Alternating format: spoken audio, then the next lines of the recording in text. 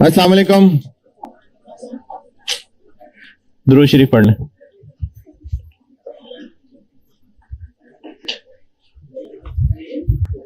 इधर नहीं है कोई?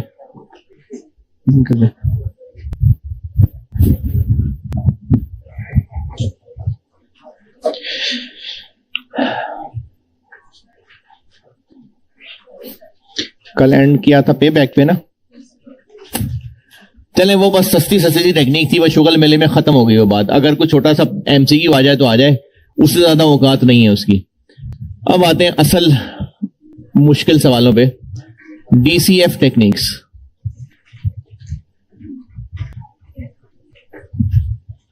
डीसीएफ का मतलब है discounted cash flow. DCF discounted cash flow.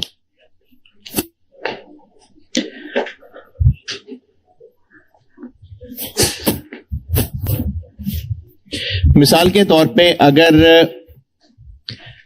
आज हमें इन्वेस्ट करना है 300 और इस प्रोजेक्ट से साल बाद मिलेगा 120, 2 साल बाद मिलेगा 240, 3 साल बाद मिलेगा 80 और 4 साल बाद मिलेगा 50। इन चारों को ऐड करिएगा।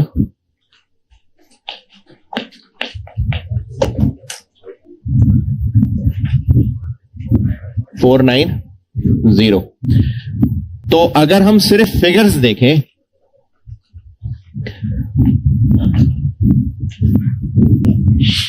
तो 300 लगा के 490 मिल रहा है। तो अच्छा प्रोजेक्ट है कि नहीं?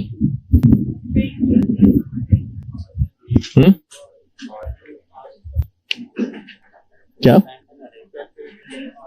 क्या चेक करेंगे? करें चेक, ये देखें सामने आपके, बताएं। है चूंकि हम लोग टाइम वैल्यू ऑफ मनी का कॉन्सेप्ट पढ़ चुके हैं और ऊपर नाम से नजर आ रहा है डिस्काउंटेड, तो ये 490 इससे कंपेरेबल नहीं है। इनफैक्ट 490 कहना भी ठीक नहीं है, क्योंकि 490 तो हम सबको मिला के कह रहे हैं, तो इन सबका मिलाना ही ठीक नहीं है। सबकी टाइमलाइन ही अलग अलग है। तो इसलिए डिस्काउंटेड कैश फ्लो का कॉन्सेप्ट यह है कि इस प्रोजेक्ट के अगर इन्वेस्टमेंट और कल को आने वाले इनफ्लोस को कंपेयर करना है तो ये मुख्तलिफ टाइम पीरियड पे पड़े हुए कंपेरेबल नहीं है। जैसे आपके अम्मा अब्बा जब आपको अपने बचपन की बातें बताते हैं कि हम तो ये कर लेते थे, तो आप बहुत ह्यूमिलेटेड फील करते होंगे ना कि आप मतलब आप, वो तो खैर मैं खुद भी बापू, मैं भी ऐसे ही करता हूं कि बेटा मैं तो ऐसे कर लेता था। तो अम्मा अब्बा आपको इसलिए बता रहे होते हैं ना कि आप बेकार हैं बिल्कुल, है ना। अच्छा, अगर अम्मा अब्बा दादा दादी से कंपेयर करें तो अम्मा अब्बा भी बेकार थे कंपैरिजन में, क्योंकि हर गुजरते दौर के हालात फर्क पड़ रहे हैं। तो आप लोग चिढ़ते होंगे इस बात पे। आप लोग क्यों चिढ़ रहे हैं? क्योंकि आपको लग रहा है कि आप जो चैलेंजेस फेस कर रहे हैं जिंदगी में वो आपके वालिदैन ने थोड़ी किए हैं। तो आप और वो कंपेरेबल क्यों नहीं है? क्योंकि टाइमलाइन डिफरेंट है। तो यही कॉन्सेप्ट है कि अगर हम इन्वेस्टमेंट को इससे कंपेयर करना चाह रहे हैं तो एक कंपेरेबल इसलिए नहीं है क्योंकि टाइमलाइन फर्क है। अगर हमें इनको कंपेरेबल बनाना है तो हमें इन सब को किसी एक पॉइंट पे जमा करना पड़ेगा, और चूंकि डिसीजन मेकिंग करनी आज, तो हमें इन सब को आज पे लाना पड़ेगा। इन सब की पीवीज निकालनी पड़ेंगी, और इन सब की पीवीज, इसकी पीवी आ गई लेट से 95, इसकी पीवी आ गई 205, इसकी पीवी आ गई 61, इसकी आ गई 35। अब ये कंपेरेबल हैं, अब है ये कंपेरेबल। इसका ना करें नेट टोटल, क्योंकि मैंने अभी मेथड का नाम नहीं लिखा ऊपर एनपीवी, क्योंकि टोटल कर देंगे तो एनपीवी बन जाएगा, तो मैं नहीं अभी एनपीवी बता रहा। अभी मैं आपको सिर्फ ये सिखाना चाह रहा हूं कि डिस्काउंटेड कैश फ्लो टेक्निक्स का कॉन्सेप्ट क्या है, कि अगर हमें पीरियड के इन्वेस्टमेंट को वो जो कमा के देगा उससे कंपेयर करना है तो एक टाइम पे लाना पड़ेगा। ये मकसद है डीसीएफ टेक्निक्स का। चलो फिगर लिखी दी है, चलो कर दो नेट टोटल, बताएं नेट। नहीं, इन सब का ऊपर 96। ये ना इस प्रोजेक्ट की एनपीवी कहलाती है। मैंने ऊपर एनपीवी की हेडिंग नहीं दी है, दूंगा अभी थोड़ी देर तक एनपीवी की हेडिंग, लेकिन ये मैंने आपको डीसीएफ समझाते समझाते इनफैक्ट एनपीवी समझा दी है। ये एनपीवी मेथड है। तो कॉन्सेप्ट ये है कि प्रोजेक्ट के कैश फ्लोज का आपस में कंपैरिजन ही तब मुमकिन है अगर उसको एक टाइम लाइन पे लाएं तो। ये डीसीएफ है।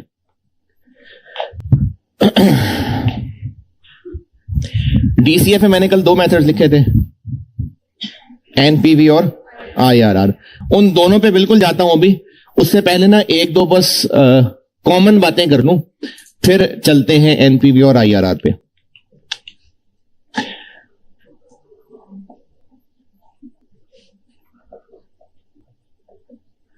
डीसीएफ टेक्निक्स यानी एनपीवी और आईआरआर, उन टेक्निक्स को लगाते हुए हमने जो प्रोजेक्ट के कैश फ्लोज यूज करने हैं, और डिसीजन मेकिंग चूंकि अब बाएं हाथ का खेल है आपका, तो हमने डिसीजन के लिए सिर्फ वो आइटम्स कंसिडर करनी होती हैं जो रेलेवेंट है। तो कैश फ्लोज भी हमने सिर्फ वो कंसिडर करने होंगे जो रेलेवेंट है।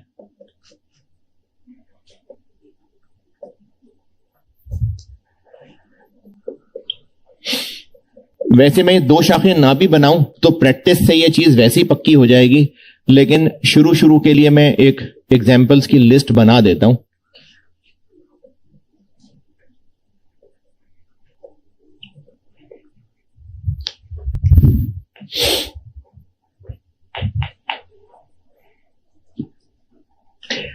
हम एक नया प्लांट लगाना चाह रहे हैं, यह डिसीजन है, नया प्लांट लगाना है। तो इस प्लांट से जो प्रोडक्शन होगी, उस प्रोडक्शन की सेल्स, उस प्रोडक्शन होने के खर्चे, मटेरियल, लेबर, वेरिएबल ओवरहेड्स, ये रेलिवेंट होंगे डिसीजन के लिए। क्यों? क्योंकि प्लांट लगेगा तो होंगे, नहीं लगेगा तो नहीं होंगे, यानी ये इंक्रीमेंटल होते हैं।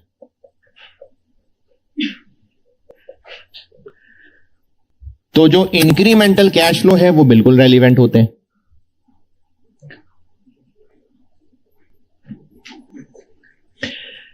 एक बिजनेस की ऑलरेडी फैक्ट्री मौजूद है, वहां नया प्लांट लगाना है, तो उस फैक्ट्री के मैनेजर की सैलरी पहले भी जाती थी, आइंदा भी जाया करेगी, तो उसकी सैलरी इररेलेवेंट है। क्यों?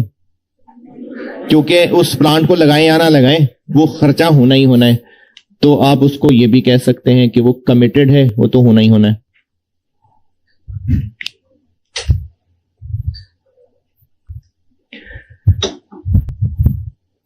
प्लांट खरीदें या ना खरीदें, इसके लिए कुछ इंफॉर्मेशन किसी कंसल्टेंट से बनवाई थी, कुछ कैलकुलेशंस करवाई थी, उसके लिए कंसल्टेंट को 2 लाख रुपए फीस दी थी। इररेलेवेंट है। क्यों? क्योंकि पास्ट हो चुका, संक कॉस्ट कहते हैं इसको।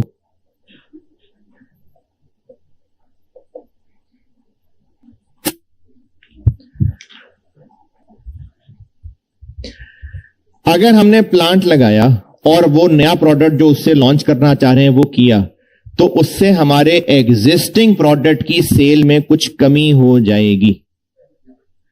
तो वो जो कमी हो जाएगी वो रेलेवेंट है।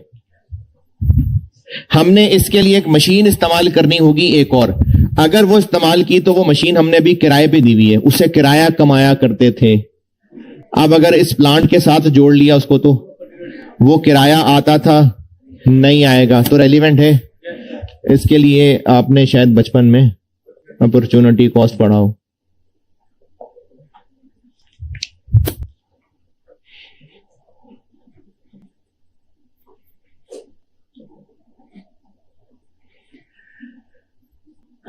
बिजनेस की 25-30 और भी फैक्ट्रीज हैं, तो बिजनेस अपने कॉमन खर्चों को उन सब फैक्ट्रीज में बांटता है।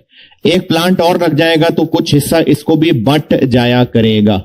ये जो एलोकेटेड ओवरहेड्स होंगे ये नहीं होंगे रेलिवेंट।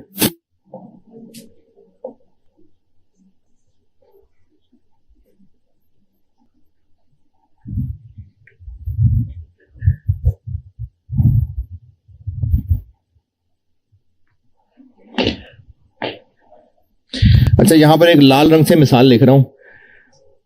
और इसका जवाब अभी नहीं है इसका जवाब अभी, बस रट्टा समझ लें इसको। और ये मेरे कहने के बाद भी आपको हर दूसरी क्लास में सर लेकिन ये क्यों है ऐसा, भाई नहीं है अभी जवाब इसका जवाब आएगा जब आप बड़े होके CFAP में, वो BFD एक सब्जेक्ट था उसका नाम अब चेंज हो गया है, SBF हो गया है, जब आप वो पढ़ेंगे तो जवाब है, उससे पहले नहीं है जवाब, रट्टा समझ लें। अगर हमने प्लांट खरीदा और उसके लिए लोन लिया तो लोन कल को वापस भी करना होगा, तो उस लोन की वापसी रेलिवेंट, अच्छा क्यों है रेलिवेंट? नहीं अभी लोन लिया नहीं है? अच्छा चलो प्रिंसिपल ठीक है, लोन अभी हमने लिया नहीं है, प्लांट लगाया तो लोन लेके प्लांट लगाएंगे और कल को वापस भी करना होगा, तो उसकी वापसी रेलिवेंट।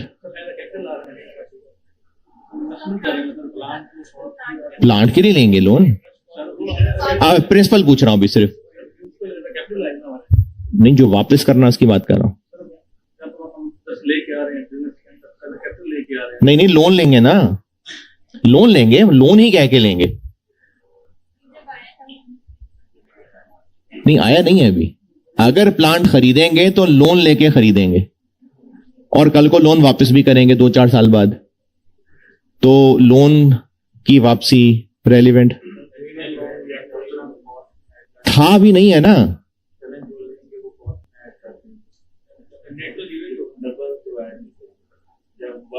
अच्छा चले मैं सिर्फ वापसी का ही पूछ रहा हूं, वापसी हम उस लोन की वापसी को एक रेलिवेंट कैश आउटफ्लो लेंगे कि नहीं लेंगे? क्यों नहीं है? अरे मैं पूछ ही आउटफ्लो कर रहा हूं ना यार, इनफ्लो छोड़ो भी। नहीं मैं कह रहा हूं ना लोन लेके करेंगे, मैं कह तो रहा हूं कि लोन लेके खरीदेंगे और लोन ही कल को वापस करें। हाँ जी हाँ, इसीलिए कह रहा था कि ये आपको भी नहीं समझा सकता, ये भी आपकी उम्र से बाहर की बात है, तो इसलिए बस रट्टा समझ लें कि लोन का लेना और उसका वापस करना, लोन लेना भी और लोन का वापस करना भी, प्रिंसिपल भी एज वेल एज इंटरेस्ट भी, ये इररेलेवेंट चीज है। क्यों है? उस क्यों के लिए आप अभी छोटे हैं, वो आप जब बड़े होंगे CFAP में वो BFD पढ़ेंगे तो ये फाइनेंसिंग डिसीजन एक अलग से टाइप है, वो कैफ में नहीं है। फाइनेंसिंग डिसीजन मैंने कल लिखा था ना, इन्वेस्टमेंट डिसीजन, तो फाइनेंसिंग डिसीजन भी एक होता है, वो नहीं है कैफ में, तो उसमें इसकी वजह समझ आएगी। इसलिए अभी बगैर वजह के लोन का लेना और वापस करना, प्रिंसिपल की बात भी कर रहा हूं, इंटरेस्ट की बात भी कर रहा हूं, ये इररेलेवेंट, बगैर क्यों के बस है इररेलेवेंट।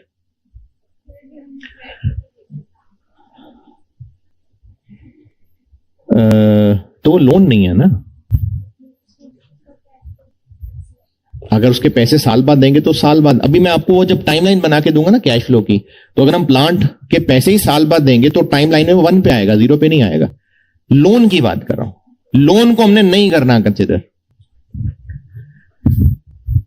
जी किधर है, कौन है, क्या? हाँ जी, बोरिंग कॉस्ट क्यों कैपिटलाइज करते हैं?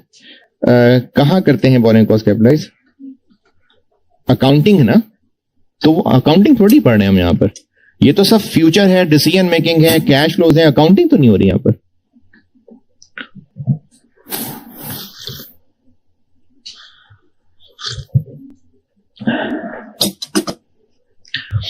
अच्छा ये मैंने सिर्फ मिसालें लिखी हैं, मैं ना वो टिप्स दोहरा रहा हूं क्योंकि मुझे वो बच्चे भी नजर आ रहे हैं, बल्कि पूछे ही थे जो मुझसे कॉस्ट नहीं पढ़े हुए, तो मैं ना 4-5 टिप्स बता रहा हूं। जिन्होंने कॉस्ट पढ़ी हुई है मुझसे डिसीजन मेकिंग में, मैंने आपको कुछ 4-5 टिप्स बताई थी। आएगा जाएगा, आना था नहीं आएगा, जाना था नहीं जाएगा, तो ये चीजें ना मैं दोबारा लिखवा देता हूं। तो अगर आपको ये 5 बातें पक्की पक्की समझ आती हैं तो ये रेलेवेंट पहचानने में बहुत हेल्प होगी। रेलेवेंट पहचानने के लिए 4-5 टिप्स बता रहा हूं, उर्दू में ही बता देता हूं, जैसे मर्जी लिख लें आप।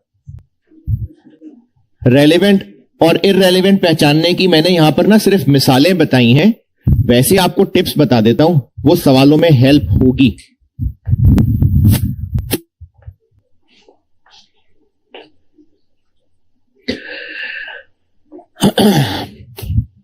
अच्छा, यहां मैं ना इतना आपको बता चुका, जो मैं रिवाइज कर रहा हूं कि मैं कंफर्म कर रहा हूं कि आपको ये बात समझ आ गई है। हमने जब डिसीजन मेकिंग करनी होगी, डीसीएफ टेक्निक्स, एनपीवी, आईआरआर, जो भी फॉर्मेट है उनका है कुछ, उसमें हमने डिसीजन करने के लिए प्रोजेक्ट के आउटफ्लोज और इनफ्लोज को कंसिडर करना है ना। तो अब इन इनफ्लोज आउटफ्लोज में कौन कौन से कंसिडर करने हैं? बस रेलिवेंट वाले, इररेलेवेंट वाले नहीं करने हैं। तो वो रेलिवेंट कैसे पहचानने हैं, उसके लिए बचपन वाली, कॉस्ट वाली मैं आपको 4 टिप्स बता रहा हूं। पहली टिप, इस प्रोजेक्ट की वजह से जो फ्यूचर में कैश इनफ्लो होगा वो रेलिवेंट है। इस प्रोजेक्ट की वजह से, और जब मैं कह रहा हूं ना इसकी वजह से, तो इसका मतलब है कि अगर ये प्रोजेक्ट नहीं होगा तो फिर वो नहीं होगा। इस प्रोजेक्ट के होने से ही है वो। इस प्रोजेक्ट के होने की वजह से, इस प्रोजेक्ट के करने की वजह से बिजनेस को जो कैश इनफ्लो होगा वो रेलिवेंट है। इस प्रोजेक्ट के करने की वजह से बिजनेस को जो कैश इनफ्लो होगा वो रेलिवेंट है। वो एक रेलिवेंट इनफ्लो है। पहला पॉइंट दोबारा, इस प्रोजेक्ट के करने की वजह से बिजनेस को जो कैश इनफ्लो होगा वो रेलिवेंट इनफ्लो है।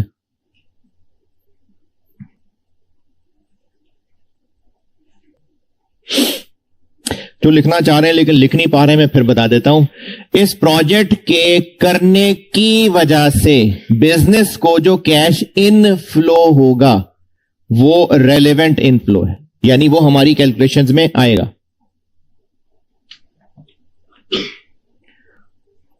दूसरी बात, इस प्रोजेक्ट को करने की वजह से जो कैश आउटफ्लो होगा वो रेलेवेंट आउटफ्लो है।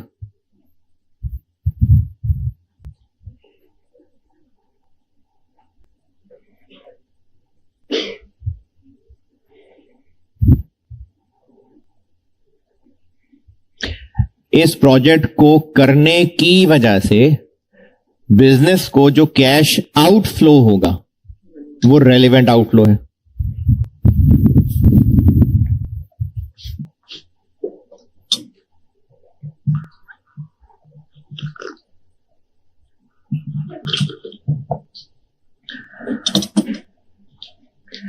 तीसरी बात, अगर यह प्रोजेक्ट ना होता तो बिजनेस को एक कैश इनफ्लो होना था, अब वो जाया हो जाएगा। अगर ये प्रोजेक्ट ना होता, अगर हम ये प्लांट ना खरीदते, तो जो पड़ी हुई मशीन है उससे हमने किराया कमाना था। प्लांट के साथ लगाने की वजह से क्या होगा? वो जो किराया आना था वो नहीं आएगा, तो वो एक रेलेवेंट आउटफ्लो है। तीसरी बात दोबारा, अगर ये प्रोजेक्ट ना होता तो बिजनेस को एक कैश इनफ्लो होना था। प्रॉफिट होना था नहीं कह रहा, कैश इनफ्लो होना था।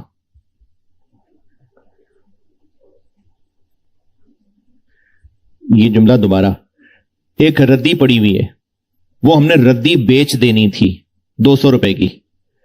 उसको 200 रुपए का बेच के प्रॉफिट कितना होना था, लॉस कितना होना था नहीं कह रहा, 200 रुपए की बेचनी थी। अब हम वो रद्दी इस प्लांट के लगाने में इस्तेमाल कर लेंगे, तो कितना आना था जो नहीं आएगा? 200। उस पे प्रॉफिट कितना होना था नहीं रह बात डिस्कशन हो रही, जो इनफ्लो होना था। अगर ये प्रोजेक्ट ना होता तो बिजनेस को एक कैश इनफ्लो होना था। इस प्रोजेक्ट के करने की वजह से अब वो नहीं होगा। लंबा जुमला हो गया। अगर ये प्रोजेक्ट ना होता तो बिजनेस को एक कैश इनफ्लो होना था। यह प्रोजेक्ट करने की वजह से नहीं होगा, तो वो रेलेवेंट आउटफ्लो है।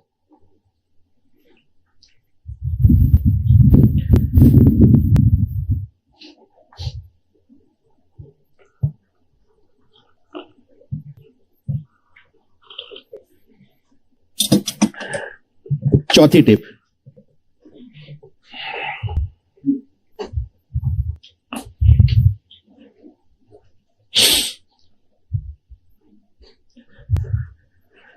तीसरी का उलट है। अगर ये प्रोजेक्ट ना होता तो बिजनेस को एक कैश आउटफ्लो होना था। खाली बिल्डिंग पड़ी हुई थी, हमने उसके लिए गार्ड रखने थे, उनको तनख्वाह जानी थी। अब उस बिल्डिंग में हम प्लांट लगा देंगे, काम चलना शुरू हो जाएगा। अब उन गार्ड्स की जरूरत नहीं पड़ेगी, तो वो जो गार्ड्स की सैलरी जानी थी प्लांट लगाने की वजह से अब वो नहीं जाया करेगी, तो वो रेलिवेंट इनफ्लो है। चौथा पॉइंट दोबारा, अगर ये प्रोजेक्ट ना होता तो बिजनेस को एक कैश आउटफ्लो होना था। इस प्रोजेक्ट के करने की वजह से बच जाएगा।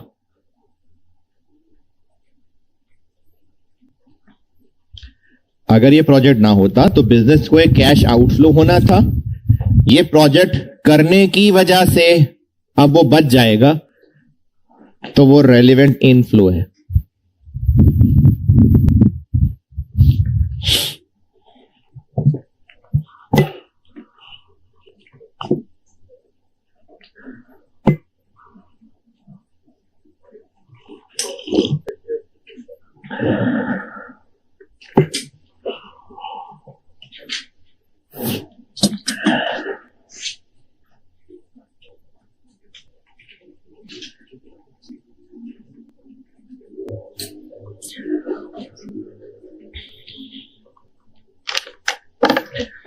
पांचवी टिप,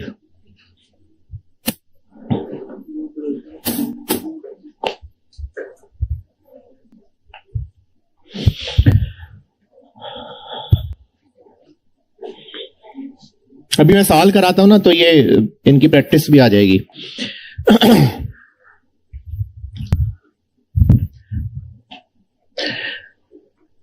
अगर इस प्रोजेक्ट के लिए हमने एक रिसोर्स यूज करना है जो ऑलरेडी हमारे पास है, तो वो कितने का खरीदा था ये रेलिवेंट नहीं है, उसकी अपॉर्चुनिटी कॉस्ट रेलिवेंट है। दोबारा, हमें इस प्रोजेक्ट के लिए एक रिसोर्स चाहिए जो ऑलरेडी हमारे पास है। फैक्ट्री बनाने के लिए जमीन चाहिए थी, जमीन ऑलरेडी है हमारे पास, कितने की खरीदी थी इररेलेवेंट है, तो रेलिवेंट क्या होगी, उसकी अपॉर्चुनिटी कॉस्ट, यानी अब अगर बेचते तो कितने की बेचते।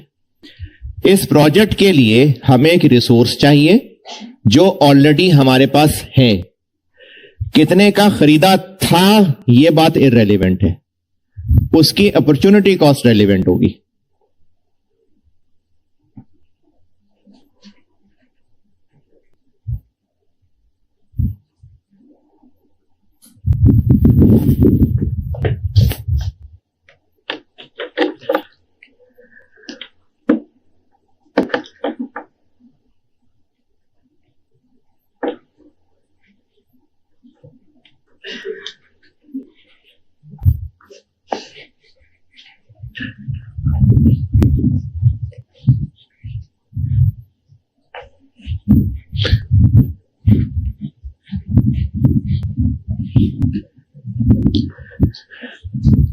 अब जो डीसीएफ, बस ये टिप्स यही थी।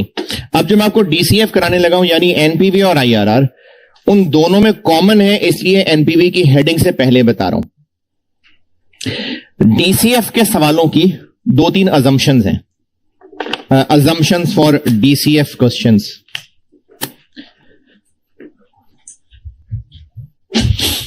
और अजम्पशंस वही होती हैं जहां पर खामोशी होती है।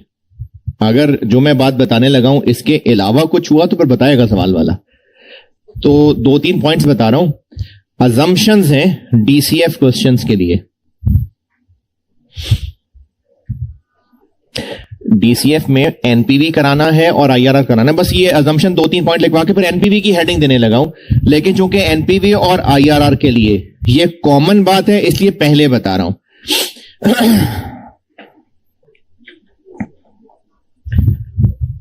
नंबर 1,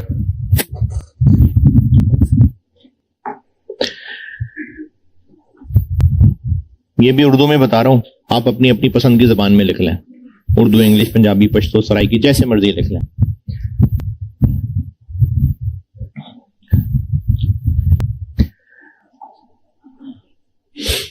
इनिशियल इन्वेस्टमेंट टाइम 0 पे ये अकर हो जाएगी और प्रोजेक्ट फॉरन वर्किंग कंडीशन में आ जाएगा। इनिशियल इन्वेस्टमेंट यानी अगर हमने प्लांट खरीदना है तो होगा कि हम जैसे ही खर्चा करेंगे प्लांट फॉरन वर्किंग कंडीशन में आ जाएगा और प्लांट का सारा पैसा देना पड़ेगा। इनिशियल इन्वेस्टमेंट टाइम 0 पे ही इनकर होगी फॉरन और प्रोजेक्ट फॉरन वर्किंग कंडीशन में आ जाएगा।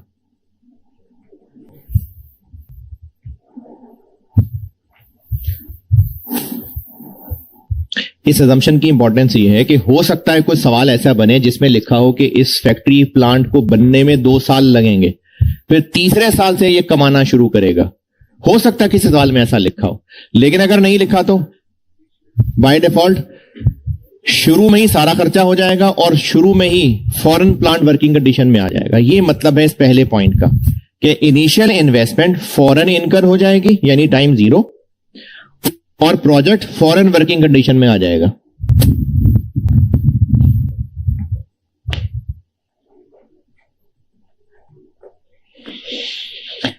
अगला पॉइंट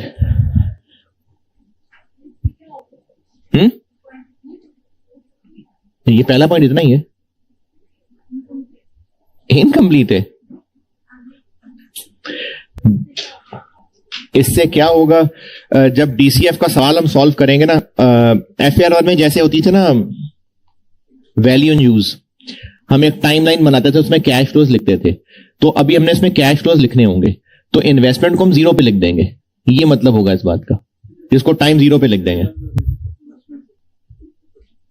हाँ, उसको कल जैसे बिल्कुल 0 पे लिखा था। अगर अभी समझ नहीं आ रहा इसका फायदा तो अभी सवालों में आ जाएगा।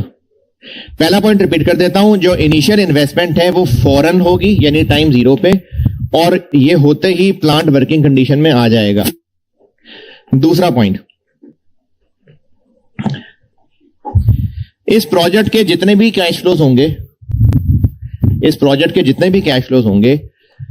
जिस भी ईयर के होंगे, ये उस ईयर के एंड पे अराइज हुआ करेंगे, यानी दरमियान में नहीं, कहीं एंड पे। प्रोजेक्ट के जो भी कैश फ्लोज होंगे जिस भी ईयर के, ये उस ईयर के एंड पे अकर हुआ करेंगे।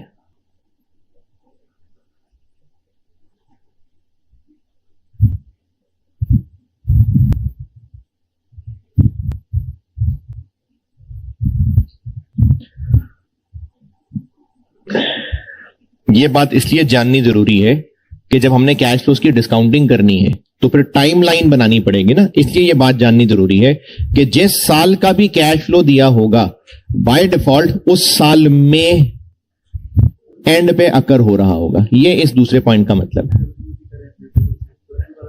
जी, यानी जो कल आपको सारा सिखाया था तो बाय डिफॉल्ट उसमें वो एंड वाला है।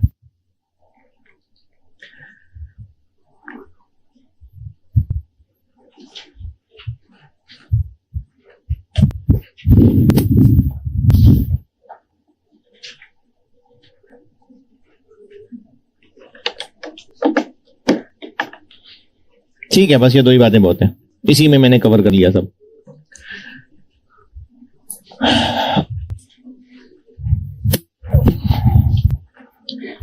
पीवी नेट प्रेजेंट वैल्यू,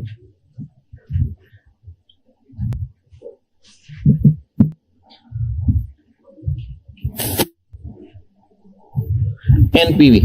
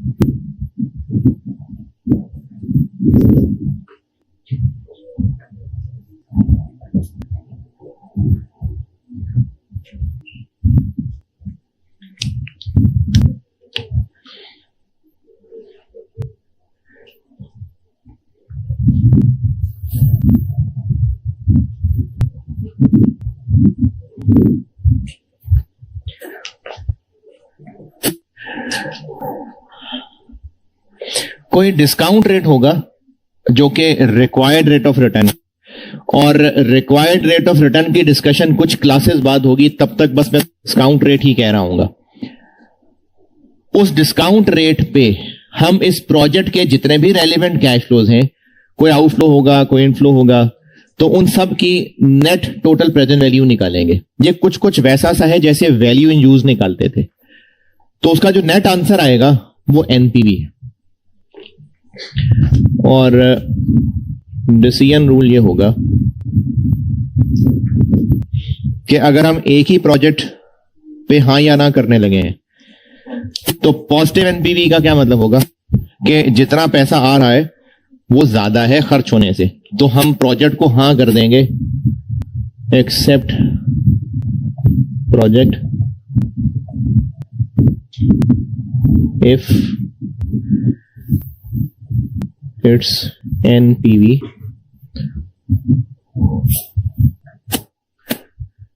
मजबूरन जीरो भी चलेगी, वरना आइडियल तो है कि जीरो से ज्यादा होनी चाहिए। जीरो भी चल जाएगी। जीरो भी क्यों चल जाएगी, ये भी इसी चैप्टर में कुछ क्लासेस के बाद आएगी डिस्कशन।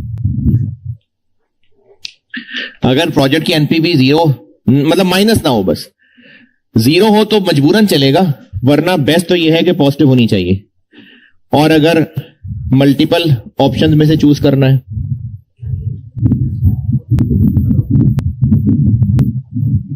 तो जिसकी एनपीवी ज्यादा होगी।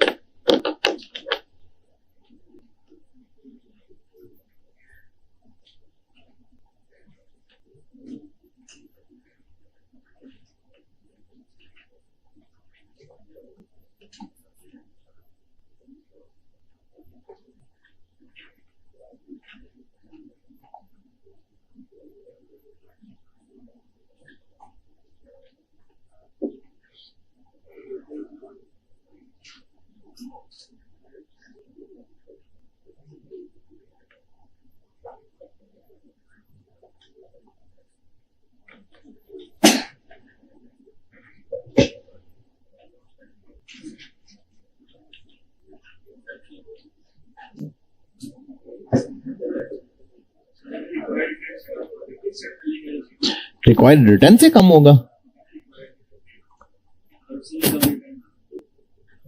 नहीं, इस अंग्रेजी में कहां ऐसा लग रहा है कि आपको रिक्वायर्ड रिटर्न से कम आ रहा है? किधर? कहां? नहीं, मैंने कहा है discounted eight required rate of return. ये रिक्वायर्ड रेट ऑफ रिटर्न क्या होता है? होता है कुछ, बस डिस्काउंट रेट होता है। ये कुछ क्लासेस के बाद है डिस्कशन के रिक्वायर्ड रिटर्न क्या होता है। और अगर उस डिस्कशन में भी बात नहीं बनेगी तो अगला एक चैप्टर है पूरा इसके ऊपर। तो अभी मैंने सिर्फ ये कहा है कि बस अभी एक डिस्काउंट रेट होगा बस। चले सवाल लिखें। ये नोटेड? सवाल लिखें।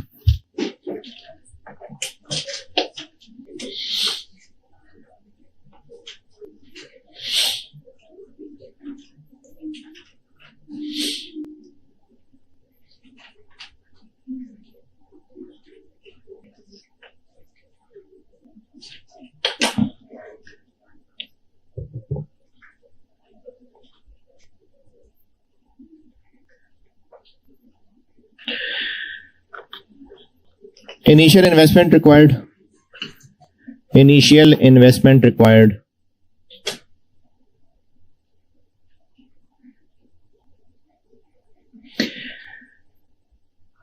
$80,000.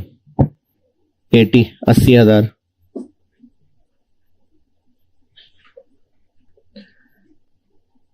Life of project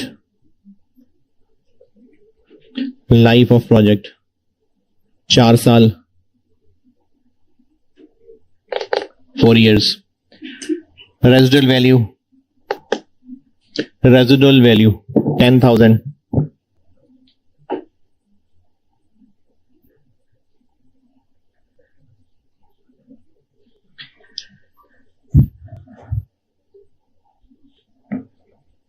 Projected sales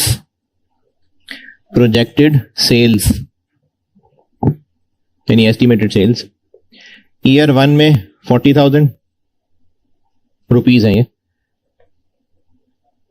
year 2 बाकी 10,000 बढ़ा दें, 40,000, 50,000, 60,000, 70,000. ईयर 2 में 50,000, ईयर 3 में 60,000 और ईयर 4 में 70,000. ये इससे हो गई sales. Variable costs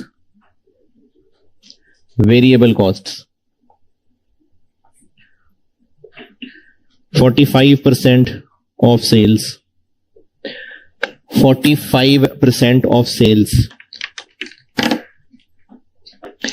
Fixed costs 4,000 per year.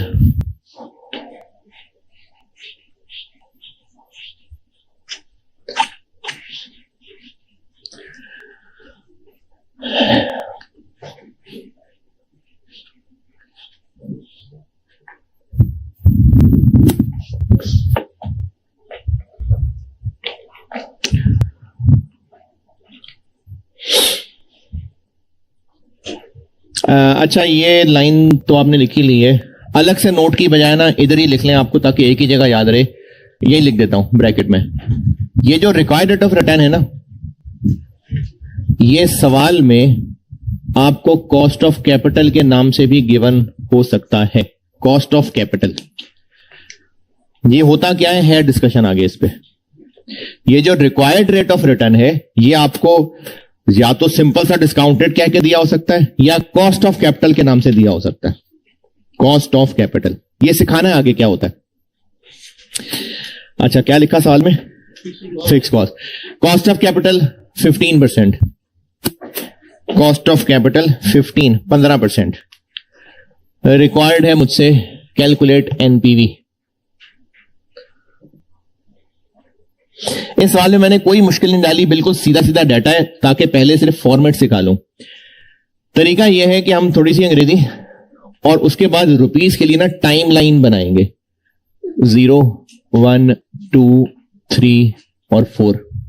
ये रुपीस इन टाइम लाइंस के ऊपर लिखेंगे. सेल्स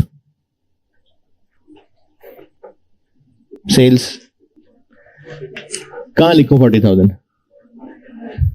अब ये देखें, ये मैंने टाइम लाइन बनाई हुई है. यानी अगर मैं कल वाली तरीके से बताऊं तो ये ईयर 1, ये ईयर 2, ये ईयर 3, ये year 4.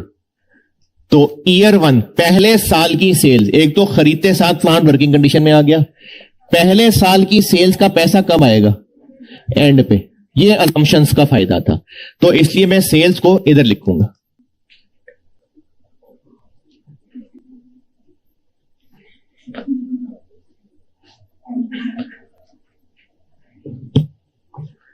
Variable costs 45% of sales.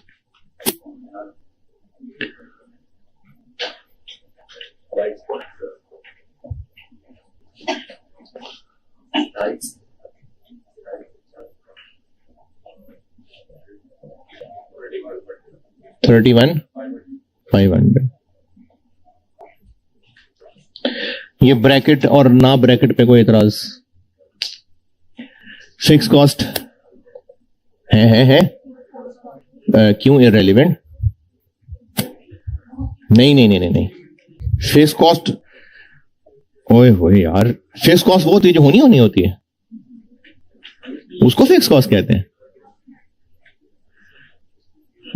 नहीं, फिक्स कॉस्ट वो होती है जो वॉल्यूम से रिलेटेड नहीं होती. हम अगर कोई नया प्लांट सेटअप करेंगे तो उसके लिए कोई एडिशनल फिक्स कॉस्ट होंगी, नहीं करेंगे तो नहीं होंगी, तो रेलिवेंट है। हां, अगर मैं कहता एलोकेटेड फिक्स कॉस्ट, फिर इररेलेवेंट होती।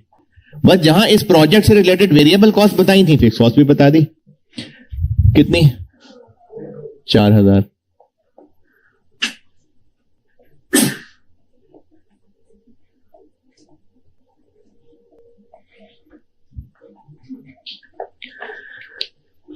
क्या बचपन में डिसीजन मेकिंग में कभी फिक्स कॉस्ट नहीं ली?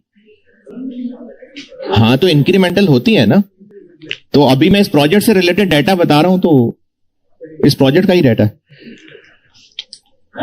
प्लांट की लाइन में 0 पे 80,000 का आउटफ्लो और आखिर में 10,000 का इनफ्लो। 0 पे आ गया इन्वेस्टमेंट का आउटफ्लो और आरवी आखिर में। जब सारे कैश फ्लोज टाइमलाइन पे लिख ली तो इन सब का हो जाएगा टोटल 80,000, 26,000,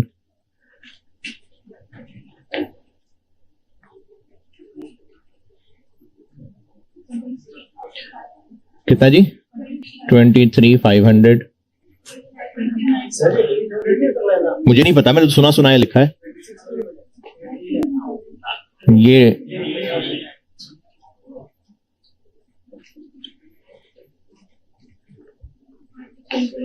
ये ठीक है। 29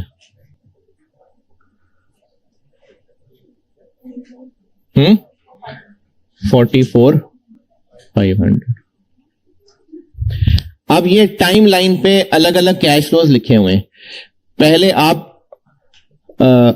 जैसे आपको दिल करे कैलकुलेशन करके, जबानी बेशक, पहले जरा सब एनपीवी कैलकुलेट करते हैं, फिर फॉर्मेट में लिखता हूं बाद में।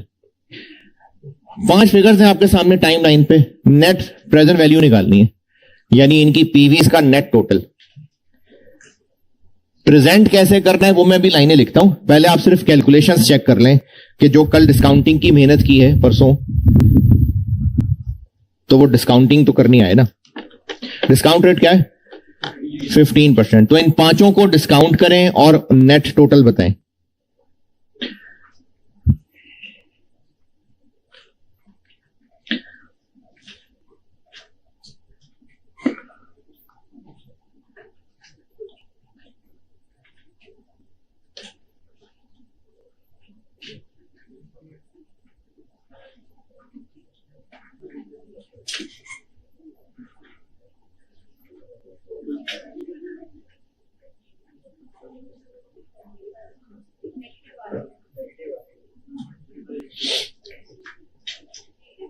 नेगेटिव आ रही है तो कोई बात नहीं।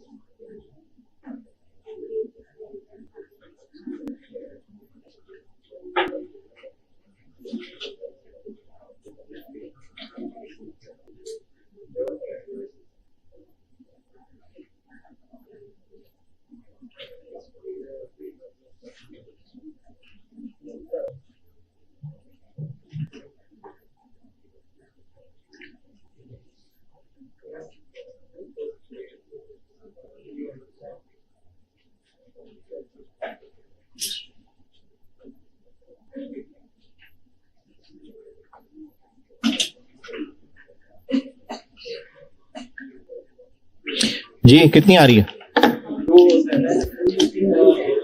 2067 7 नेगेटिव।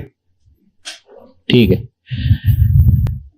इसकी प्रेजेंटेशन ये है कि ये सारी टाइमलाइन पे टोटल करने के बाद यहां पर हम लिखेंगे डिस्काउंट फैक्टर, और डिस्काउंट रेट क्या है 15%। डिस्काउंट फैक्टर इस चीज को कहते हैं 1 plus discount rate power -n, इसको डिस्काउंट फैक्टर कहते हैं। इधर डिस्काउंट फैक्टर क्या लिखेंगे, इधर 1 प्लस 15% पावर -1 0.869। इधर क्या लिखें, कुछ भी नहीं, 1 प्लस 15% पावर -0, तो इसका आंसर 1 आ जाएगा। इधर क्या लिखेंगे, 1 प्लस 15% पावर -2, क्या बना 0.756। 1 प्लस 15% पावर -3 0.658। 1 plus 15% power -4 0.572। और हमने जिन फिगर्स की प्रेजेंट वैल्यू निकालनी है उनको उनके डिस्काउंट फैक्टर से मल्टीप्लाई कर देंगे। तो ये पहला तो आ गया 80,000, 15 177 66 190 454। और फिर इन सब का नेट टोटल, तो वो होगी एनपीवी 2056। अच्छा, जो फिगर सामने लिखी है ना उनका आंसर बताइएगा। 2056 ये है इसकी प्रेजेंटेशन कि टाइमलाइन बनाई, जितने कैश फ्लोज हैं उनको टाइमलाइन पे प्लॉट किया, उन सबका नेट टोटल किया और हर टाइमलाइन का डिस्काउंट फैक्टर लिखा। दिस इनटू डिस्काउंट फैक्टर, तो ये आ गया। और ये डिस्काउंट फैक्टर जो लिखा हुआ मैंने ये काम किया हुआ है, जैसे 44,500 अभी जब आपको पहले कहा था करने को, तो उसकी पीवी कैसे निकाली है?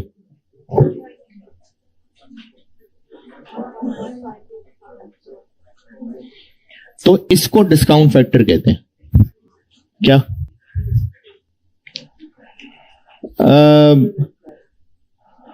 बुरा लगेगा, बदतमीजी लगेगी, मतलब प्रेजेंटेशन ये है कि डिस्काउंट फैक्टर तो है जी, लेंथी हो जाएगा। राउंडिंग ऑफ डिफरेंस कोई मसला नहीं है, कोई मसला नहीं है। लेंथी क्यों हो जाएगा? अच्छा अच्छा अच्छा अच्छा अच्छा, जब आप कैलकुलेटर पे इतनी सारी फिगर्स लिखते हैं ना जो कि आपको स्क्रीन में नजर भी नहीं आ रही होती, तो उसमें ना फिर गलती का चांस बढ़ जाता है। और फिर एक फिगर, एक प्रेस पे जो आंसर है वो गलत हुआ तो सारा गलत है। इसको डिस्काउंट फैक्टर कहते हैं। ये इस चीज का आंसर ये है, दिस इनटू दिस किया तो ये बन गया। क्या वैल्यू यूज में नहीं निकाला ऐसे कभी? क्या तो ऐसे ही करते। तो एनपीवी का फॉर्मेट ये है कि सारे कैश फ्लोस टाइमलाइन पे बनाए, फिर नेट टोटल, फिर उस नेट टोटल की फिगर्स को डिस्काउंट फैक्टर से मल्टीप्लाई करके पीवी। अच्छा, जिन्होंने FAR1 मुझसे पढ़ा हुआ है, वैल्यू यूज में ना एक शॉर्टकट बताता होता हूं मैं, तो वो शॉर्टकट बता देता हूं, डिस्काउंट फैक्टर वाला। पकड़े कैलकुलेटर, 1 इक्वल दबा दें, डिवाइड 1.15, और बस आस्ता आस्ता इक्वल दबाते जाएं, दबाते जाएं, दबाते जाएं।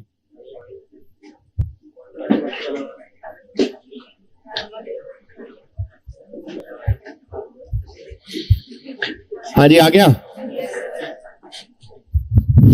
चले ठीक है जी, अल्लाह हाफिज।